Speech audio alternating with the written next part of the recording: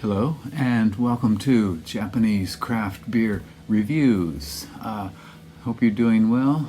This week I met a few friends and we drank a lot of interesting, we sampled, I guess you could say, a lot of interesting craft beers and European beers, American beers, and all kinds of interesting things.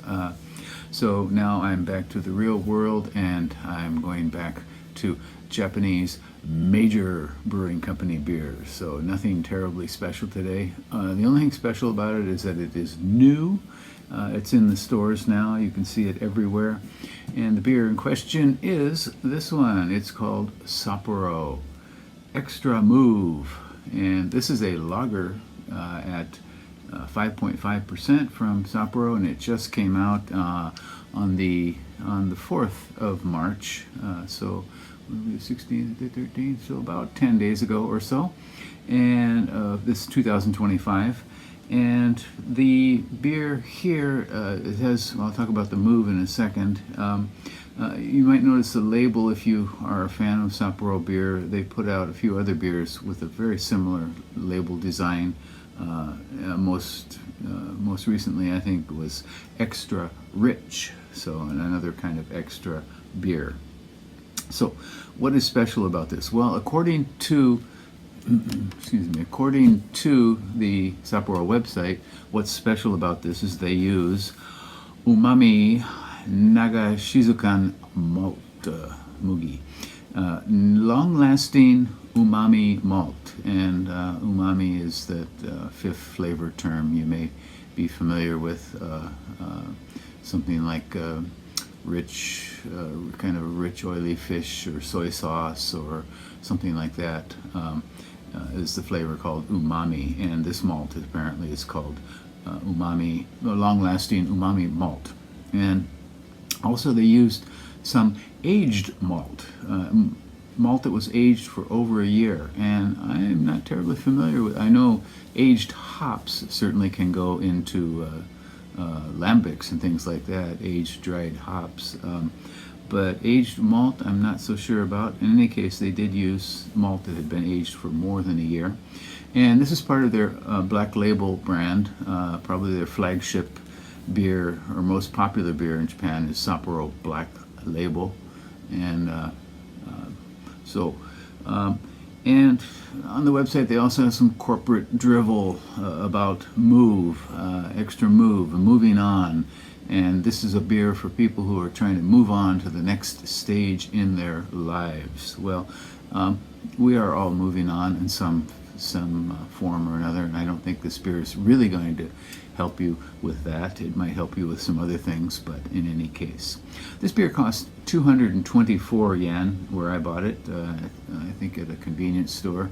You'll see this probably everywhere in Japan, and that would be $1.51 in US dollar terms, and in euros, €1.39. Okay, so yeah, so the malt, I believe the malt is, oops, I'm sorry, I should be more careful here. Malt, which is both foreign and domestic, meaning Japanese and non-Japanese, hops, rice, and cornstarch. Okay, so it does have some adjuncts. A minor correction, it is not an all malt beer, and I wish they would make the move to using all malt rather than rice and cornstarch. Rice certainly is to lighten up the body, and I imagine that's what we'll get here. Let's find out.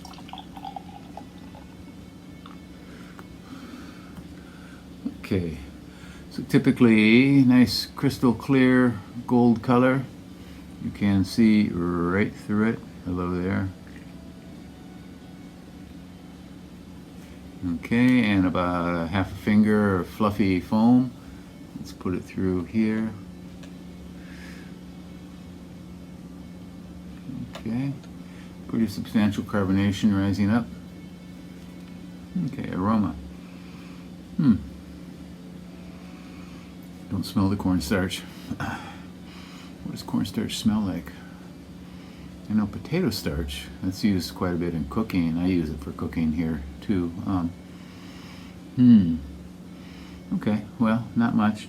Very light, sort of moderately floral, not citrusy. Seems like it's going to be sweet, lightly floral, somewhat malty. Cheers.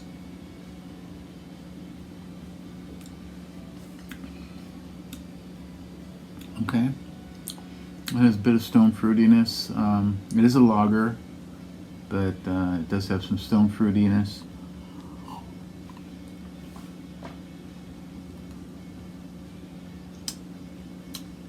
Light grassiness. Touch of bread, maybe. Yeah, this is tolerable. It's drinkable.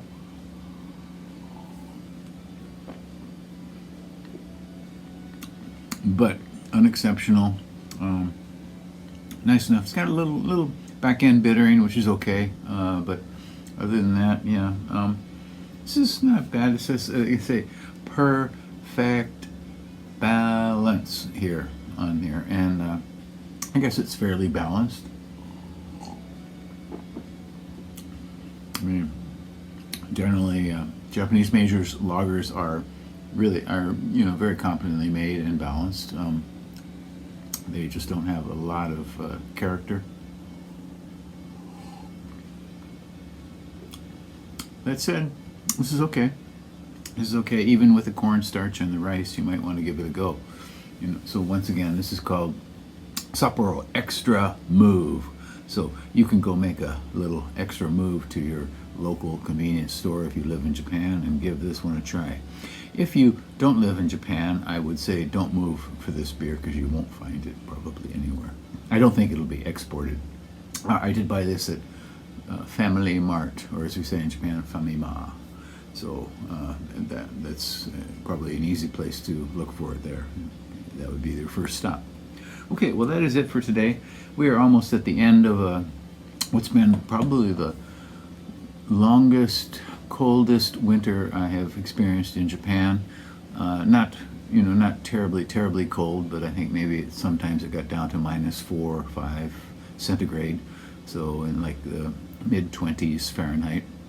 But the thing is, in most winters here we have some breaks in the extreme cold, and we haven't had that this year at all until the last couple days, and finally it seems like maybe winter is over. We'll see.